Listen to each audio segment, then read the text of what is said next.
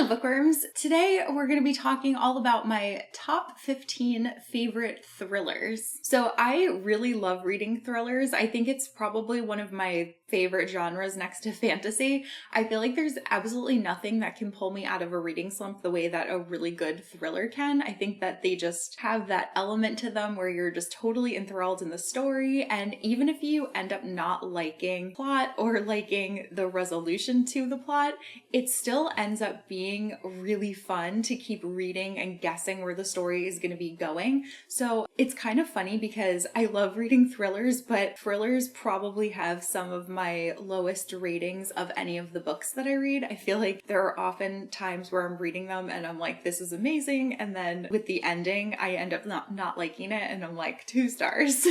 But I still have like such a blast reading them. These are 15 thrillers that I think are excellent. I really like the resolution on all of them. And I feel like I haven't ever really talked about my favorite thrillers on my channel before, which is crazy. So I thought that October spooky season was kind of a good time to put out a video like this. So hopefully you guys will enjoy it. And let me know some of your favorite thrillers because seriously, I read so many of them. I just find them like absolutely addicting. So first up, I have In My Dreams I Hold a Knife by Ashley Winstead. This is not the first time that I've talked about this one on my channel, and I think a lot of people know how much I love this book, so I kind of wanted to just get it out of the way before I move on to the rest of the list, since I think everyone would see this one coming. This is a dark academia thriller that is following 6 friends who are attending a college reunion and confronting dark secrets and traumatic experiences related to an unsolved murder from when they were in school. Our main character, Jessica Miller, is really excited to return and show all of her friends the carefully crafted and confident and indifferent person that she has evolved into. But not everyone has left Duquette or left Heather's murder behind, and somebody at the reunion is there to trap the killer and make the real guilty party pay. This story is told in dual timelines, with the past intertwining with the present. This story looks at friendship, love, obsession, and ambition, and I really liked the resolution in this one. I actually just gave a copy of it to my sister-in-law, and I'm so glad that she's reading it and enjoying it. Next is a really recent read for me, and that is The Only One Left by Riley Sager. For me, I feel like this is Riley Sager's comeback after a couple of disappointing books. This one takes place in an old cliffside mansion on the coast of Maine called Hope's End. It follows a health homemaid named Kit who has just arrived at the mansion to take care of the infamous Lenora Hope. Back in 1929, the entire Hope family was murdered inside of the house, and while everybody thinks that it was Lenora, there was never enough evidence to prove her guilt. The brutal murders are so infamous that school kids actually grow up singing the schoolyard chant, and that goes, at 17, Lenora Hope hung her sister with a rope, stabbed her father with a knife, took her mother's happy life. So that's a little unsettling. So other than to deny her involvement, Lenora has actually never publicly spoken about that night, and she's also never left Hope's End since the incident occurred. So now, almost 60 years later, Kit has been hired to replace Lenora's last nurse who fled in the middle of the night without warning. But Lenora is now about 70 years old. She's confined to a wheelchair, and she has suffered a series of strokes that makes her unable to speak. She does manage to start communicating with Kit by tapping out sentences on an old typewriter. And as they start talking more, Lenora tells Kit that she wants to tell her everything that happened that night. But as Kit starts to learn more of the truth, she realizes that number 1, she may not really want to know what happened, and number 2, there's way more to the story than anyone ever could have expected. This one is such a great read for fall. It's very atmospheric, and the crumbling mansion just totally added to the enjoyment of this novel. And I also felt like the last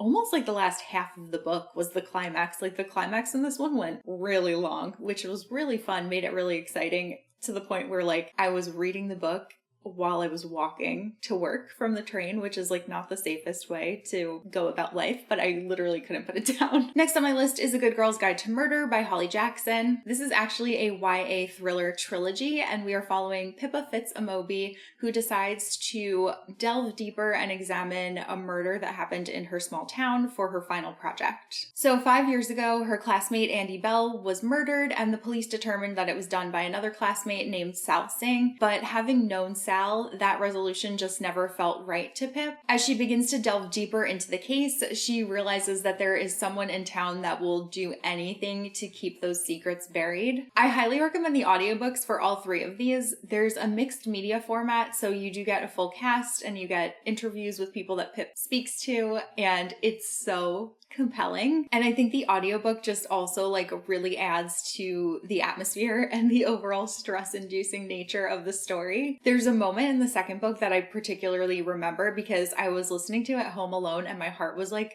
pounding. It's also worth noting that books 1 and 2 are a little bit more on the lighthearted side, despite the fact that we're like, you know, dissecting a murder, but it's definitely more typical of like a YA thriller, whereas the third book takes a really dark turn and is definitely much heavier than the first two. So it's good to know that going into it instead of being like completely blindsided by this heavy, heavy material. Next on my list is Everlast Fear by Alex Finlay. After a late night of partying, Matt Pine returns to his NYU dorm room only to be greeted by an FBI agent who tells him that his entire family has died. She lets him know that his mom, dad, little brother, and little sister have all died in Mexico where they were vacationing of an apparent gas leak. The local government claims that it was an accident, but the FBI and the State Department seem to think that there's more to the story. However, they won't tell Matt why. So this is not the first time that Matt's family has made headlines, and his only remaining family member is his older brother Charlie, who's currently serving out a life sentence in prison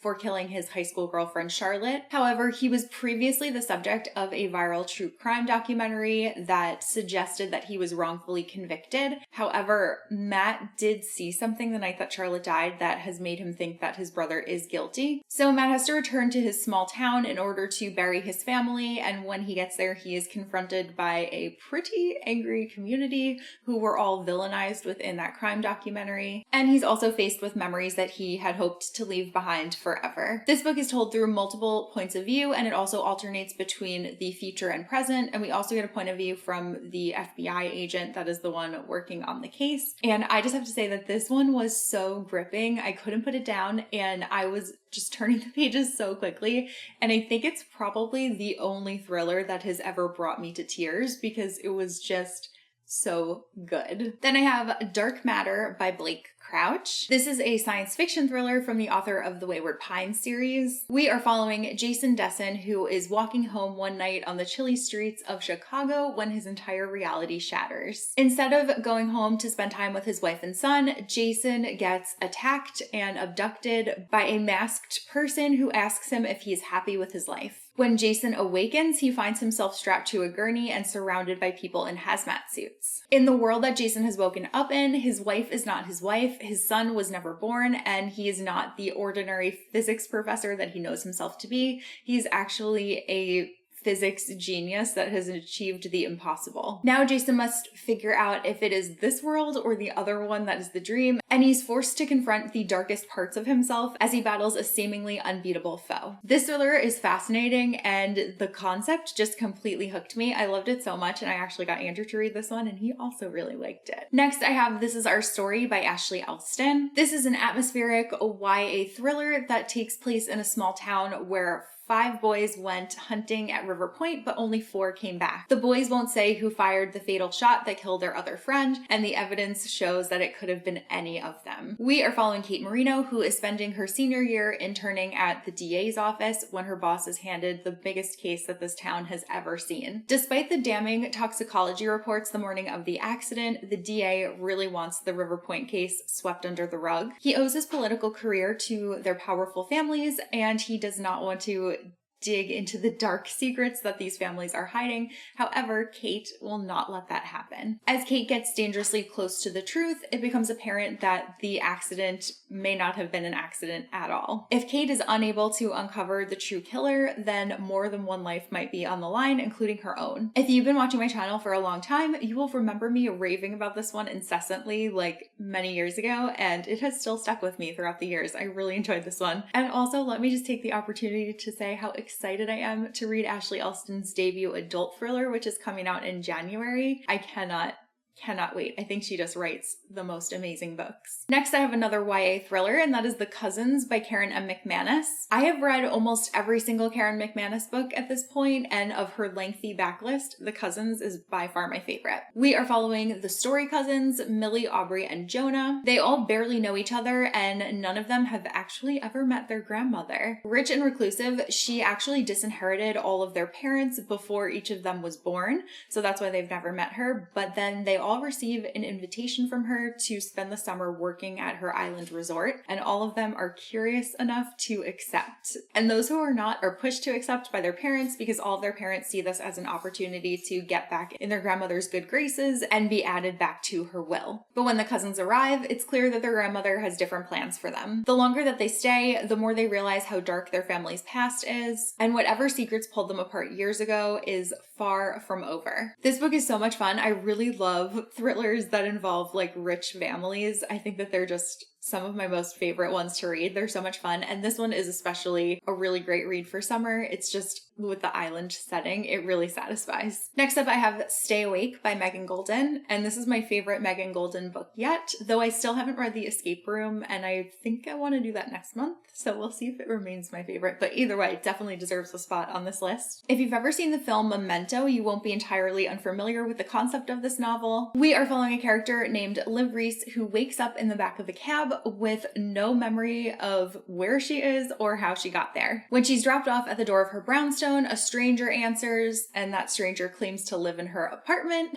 and then kicks her out and leaves her in the cold. When she reaches for her phone, she finds out that not only is it missing, but it's also been replaced by a bloodied knife. That's also when she notices that her hands are covered in scribbled black pen messages telling her that she has to stay awake. While Liv is trying to piece together the last 2 years of her life, she happens to catch a news story on TV which shows a murder that occurred. It has a crime scene, and on the windows in blood, the message "Stay Awake" has been scrawled, which is obviously the same message that's on her hands, so that's pretty alarming. Then Liv finds herself on the run from a crime that she doesn't remember committing, and she's also grappling with the fear of not knowing who she can trust while the real killer is still at large. Believe me when I say that this book is an all caps page turner. Next up is The Villa by Rachel Hawkins, and I'm so glad to have a Rachel Hawkins book on this list because I've been reading each of her thrillers as they've come out, and I thought the first one's okay. The second one I really didn't like, so I was like, The Villa will probably be the last chance that I give her. And then I ended up loving it. So now I'm really excited for her new one too. I think this one just has a lot more depth and a more exciting setting than the first two books. So we are following Emily and Chess, who were inseparable as kids, but their lives have kind of diverged as they've turned into adults. But when Chess suggests a girls' trip to Italy, Emily basically jumps at the chance to reconnect. The pair check into Villa Aestus, which became infamous in 1974, back when it was known as Villa Rosado. Rockstar Noel Gordon had rented it for the summer in order to try to reignite his creative spark. And he also invited up-and-coming musician Pierce Sheldon, along with his girlfriend Mari and Mari's stepsister Lara. During their time there, Mara wrote one of the best-selling horror novels of all time. Lara composed a platinum album, and Pierce got brutally murdered. So as Emily's spending time there, she gets kind of obsessed with the murder. She starts digging into the history, and she finds out that there is a lot more to the story than a tale of sex, drugs, and rock and roll gone wrong. The closer that Emily gets to the truth, the more tension she feels forming between her and Chess, and the more it begins to look like the villa will claim another victim before the summer ends. This one was so good and so quick. It's like really short. Then I have Pretty Dead Queens by Alexa Dunn. This is Alexa Dunn's sophomore YA thriller, and while I did really enjoy her first book too, The Ivies, I definitely liked Pretty Dead Queens more, which is why this is the one that is making my list. However, I do recommend both. This one follows Cecilia Ellis, who goes to live in a small coastal California town after she loses her mom to cancer. Her grandmother's Victorian mansion is as creepy as the murder mysteries that she's famous for writing. Everything seems pretty normal until the homecoming queen is murdered, and it turns out she is not Seaview's first dead homecoming queen. With a copycat killer on the loose, Cecilia throws herself into the case, and she is determined to emulate the main character that her grandmother writes about, who cracks cases in her stories. But the more that Celia digs into the town's secrets, the more she begins to worry that her own story might not have a storybook ending. This is another really atmospheric YA thriller, and it is an absolute blast to read. I think I just love anything small town and coastal, so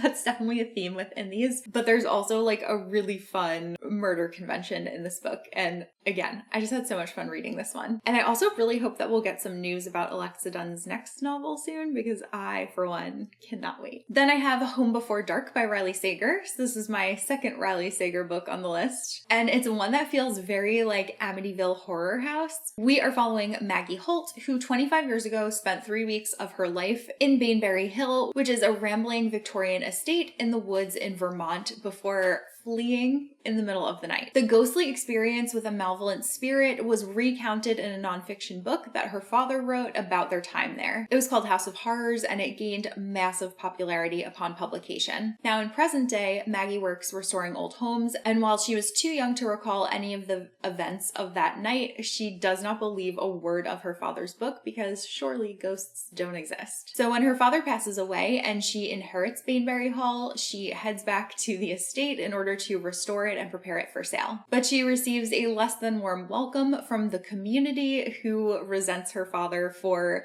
giving her small town such an infamous name. While Maggie is there, she's staying at the house and she starts experiencing things that are straight out of her father's novel, and she starts to believe that there's more fact than fiction to his story. I really liked this one. I love a haunted house, and this one was just so good. Next on my list is Sadie by Courtney Summers. So this is an older feminist YA thriller, and it still sticks with me to this day, so it totally deserves a spot on this list. We are following Sadie, who spent her younger years trying to raise her little sister Maddie and give her the most normal life possible. But when Maddie is found dead, Sadie's entire world crumbles. After a somewhat botched police investigation, Sadie decides to set out on her own and bring justice to her sister and find her killer.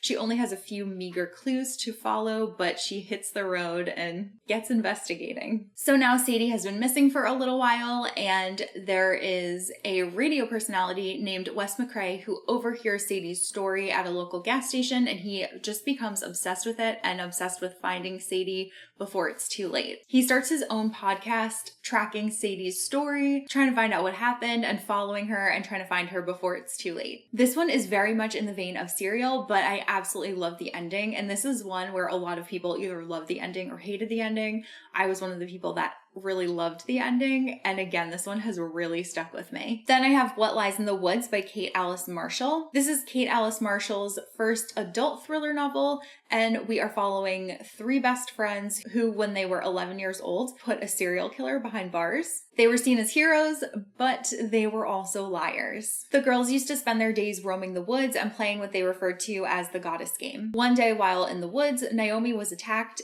and despite being stabbed 17 times, she somehow miraculously survived, and she was able to identify the man who attacked her. The girl's testimony put away a man who was wanted as a serial killer for murdering 6 women. For decades, the friends have kept a secret about that day, but now Olivia wants to talk and tell the truth. So Naomi comes back to her small town in order to confront what happened that day and figure out what happened in the woods all those years ago. I loved all of the allusions to Greek mythology, and especially to Persephone. I also found that the writing style really worked for me. I feel like a lot of thrillers can be written pretty simplistically, but I felt like this book had a more elevated writing cadence than's normally typical for a thriller. I also really loved delving deep into the complexities of the girls' friendship and also the unlikely ally that Naomi teams up with. Next on my list is The Last Housewife by Ashley Winstead. This is, again, another repeat author on the list. And before I talk about this one, just a warning that this book is beyond disturbing, and if you are someone that likes to know trigger warnings, definitely seek this one out before looking into it at all, because it is so messed up and really, really dark. In this book, we are following Shay Evans, who, along with her best friends in college, met a man that seduced them with a web of lies about the way that the world works. By senior year, Shay and her friend Laurel were the only ones who managed to escape. 8 years later, Shay hears the horrifying news of Laurel's death as told by her favorite crime podcaster, and she begins to suspect that the past that she buried is still very much alive. Shay recruits the help of the podcast host, and she returns to the town that she always vowed never to revisit. Shay is in search of answers, and as she follows the clues, she's pulled into a dark and seductive world where wealth and privilege shield brutal philosophies that seem all too familiar. But in a world built for men to rule it, both inside and outside the cult, is justice even possible, and how far will Shay go to get it? Again, this is beyond dark and disturbing, so definitely tread with caution, but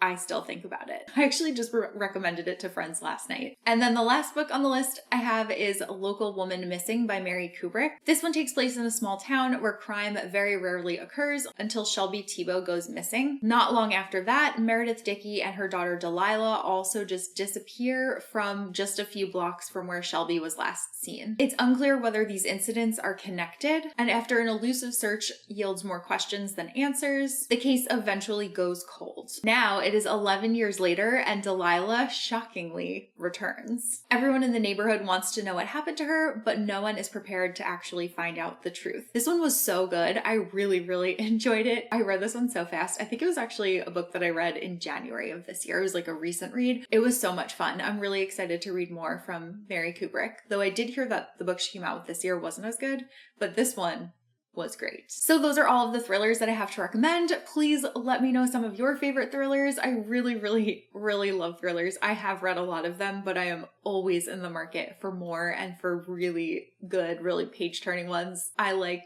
dark thrillers. I like disturbing thrillers. So please just like give me your recs. But that is all that I have for this video, and I will see you guys soon in a new one. Bye!